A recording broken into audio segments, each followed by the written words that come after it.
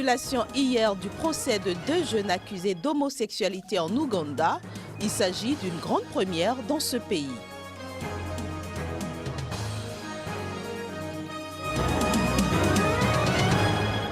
Cri d'alarme du haut-commissaire de l'ONU aux réfugiés. Il appelle la communauté internationale à voler au secours des réfugiés sud-soudanais installés au Soudan.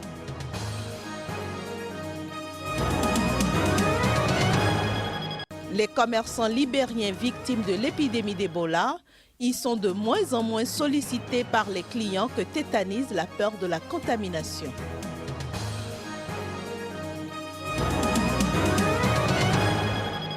Ravi de vous retrouver en ce jeudi 23 octobre 2014. Madame, Monsieur, bonjour et bienvenue dans ce journal.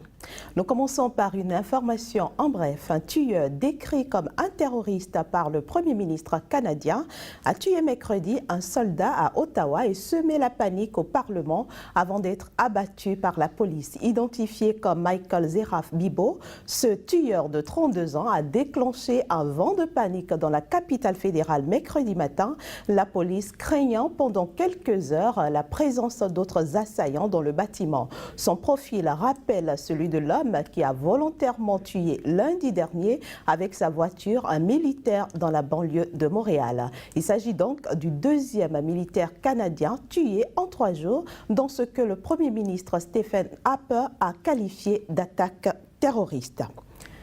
Le très attendu procès des 2 jeunes Ougandais accusés d'homosexualité a été annulé au tribunal de Kampala par le juge en charge du dossier. Une première dans ce pays où l'homosexualité est sévèrement punie. Des précisions dans ce reportage. Kim Mukisa et Jackson Mukasa, ce sont eux, les miraculés du tribunal de Kampala. Il leur reprochait de vivre comme mari et femme. 2 hommes, une vie de couple, dans une société où l'homosexualité est perçue comme une abomination. Ils risquaient gros devant les hommes de droit et ils le savaient. Mais coup de tonnerre, le procès à peine ouvert a aussitôt été annulé. Il y a eu un non-lieu en faveur de mes clients et la raison est que le procureur n'a pas été capable de présenter des témoins pour que l'on puisse commencer le jugement. Si le procureur trouvait des preuves et des témoins, il pourrait réinstaurer les mêmes charges sous la même section de la loi et ils seront jugés à nouveau. Mais nous allons attendre et garder les doigts croisés. Ça pourrait être la fin. Enfin, on l'espère. Espérer, le mot est aussi aux lèvres des 2 toutoureaux gays qui rêvent d'un Ouganda plus tolérant envers les homosexuels. Nous avons beaucoup souffert. Je l'aime tant, Jackson. Nous avons fait face à cette situation. Nous y avons fait face ensemble. Je crois que je vais pleurer.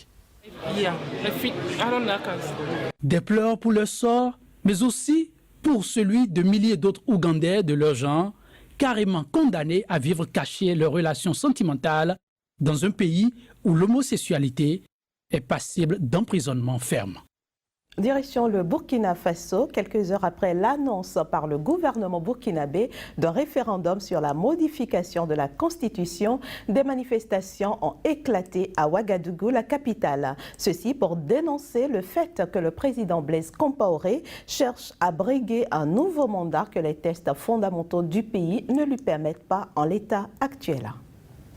La police a débloqué l'axe dans le calme vers 3 heures du matin alors qu'un bouchon de plusieurs kilomètres s'était formé sur la principale route inter-État du pays. Aucune dégradation n'est à déplorer, hormis quelques pneus brûlés. Nous sommes sortis pour manifester, barricader les rues. Nous voulons tout paralyser pour que le président Blaise Compaoré comprenne que le pouvoir a vie. Nous ne sommes pas d'accord, a lancé Pascal Ilboudo, un membre du bureau politique du MPP, le Mouvement du Peuple pour le Progrès, un parti de l'opposition. D'autres manifestations se tenaient ailleurs dans la ville alors qu'un mouvement de plus grande ampleur est annoncé pour ce mercredi à Ouagadougou, de même qu'un programme de ville morte. Le gouvernement burkinabé a mis fin mardi à un long suspense en annonçant la tenue d'un référendum visant à modifier l'article 37 de la Constitution qui limite à 2 le nombre de mandats présidentiels et empêche pour l'instant le président Blaise Compaoré de se présenter au scrutin de novembre 2015. D'après une source gouvernementale, gouvernementale, le projet de loi est déjà déposé au bureau de l'Assemblée nationale. Personnage central de la diplomatie ouest-africaine, Blaise Compaoré, 63 ans, s'est hissé au pouvoir en 1987 en renversant son ex-compagnon d'armes Thomas Sankara, tué lors du putsch. Il a ensuite effectué 2 septennats et terminera fin 2015 son deuxième quinquennat. Majorité et opposition s'affrontent depuis des mois sur son maintien au pouvoir par meeting géant interposé. En septembre dernier, le chef de l'État avait tenté d'instaurer un dialogue politique entre les deux camps. Mais faute de s'entendre sur la révision de l'article 37, celui-ci s'était achevé piteusement début octobre sans aucune avancée. Le référendum s'annonce pour le pouvoir comme une formalité. L'Assemblée nationale devra voter le projet de loi à la majorité simple, soit avec 64 voix sur 127, quand le Congrès pour la démocratie et le progrès, le parti du président Compaoré, dispose à lui seul 70 sièges.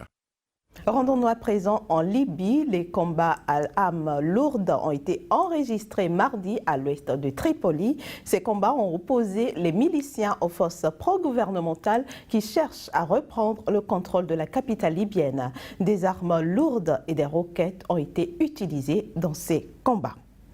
Un tour maintenant au Soudan du Sud à présent. Le haut-commissaire des Nations Unies pour les réfugiés monte au créneau par rapport notamment aux problèmes humanitaires qui se posent dans ce pays.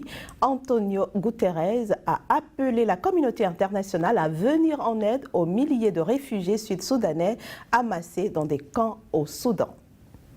Des dizaines de tentes servant d'abri aux réfugiés. Nous sommes au Soudan. Il abrite des milliers de déplacés, essentiellement des réfugiés originaires du Soudan du Sud, qui vivent dans des conditions plutôt précaires. Parfois, il y a des médicaments. Parfois, non. Chaque jour, un enfant meurt dans le camp.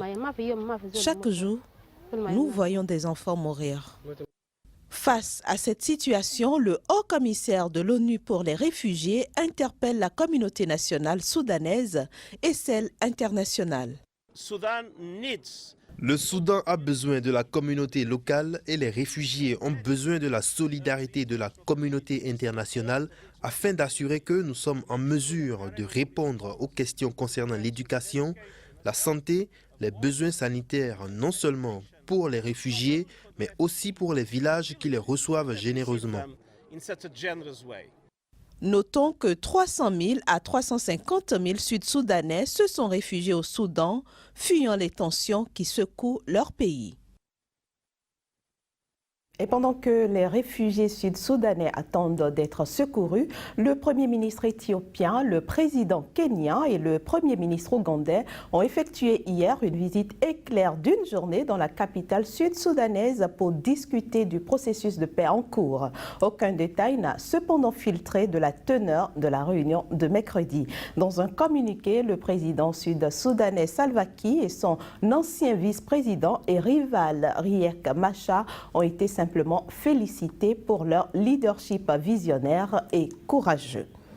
Au Libéria, l'épidémie du virus Ebola touche de plein fouet les commerçants locaux. Ces derniers voient leur étalage déserté par les clients. Ces derniers préfèrent en effet rester cloîtrés chez eux par peur d'être contaminés par le virus.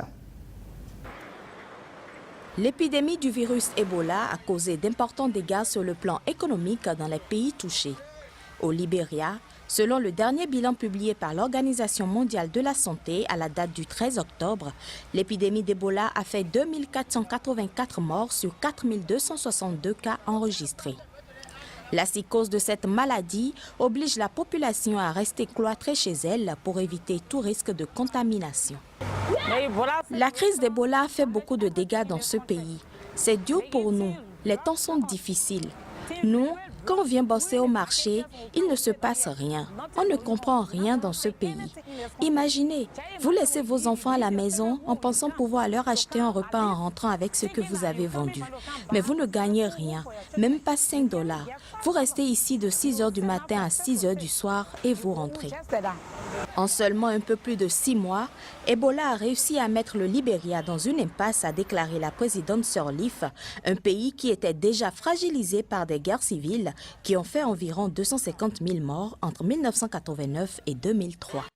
Quelques informations à bref avant de poursuivre cette édition. Des manifestants ont incendié mercredi la mairie d'Iguala au sud du Mexique lors d'une protestation née de la disparition de 43 étudiants dans cette ville il y a presque un mois. Certains de ces manifestants ont notamment fait irruption dans le bâtiment où il n'y avait heureusement aucun employé présent et l'ont incendié en l'absence des forces de sécurité fédérales qui ont pris en charge le contrôle de la ville après la disparition des étudiants. Ces 43 élèves enseignants de l'école normale de la localité ont disparu, souvenez-vous, le 26 septembre dernier à Iguala après une fusillade provoquée par des policiers et des hommes armés présumés narcotrafiquants qui avaient fait 6 morts et 25 blessés. Une autre information, au lendemain du décès accidentel du PDG du géant pétrolier français Christophe de Margerie en Russie, Patrick Pouyanné, qui dirige chez Total la branche raffinage chimie, a été nommé hier directeur général du groupe.